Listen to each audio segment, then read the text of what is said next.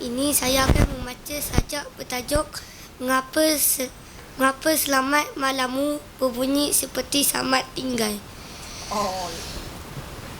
Daun-daun tidur lebih awal malam ini. Burung malam diam tak menyanyi.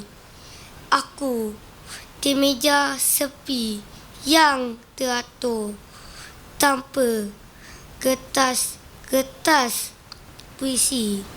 Asap kelabu terlalu cepat hilang dan bara yang panjang adalah rasa gemetarku yang diam-diam datang.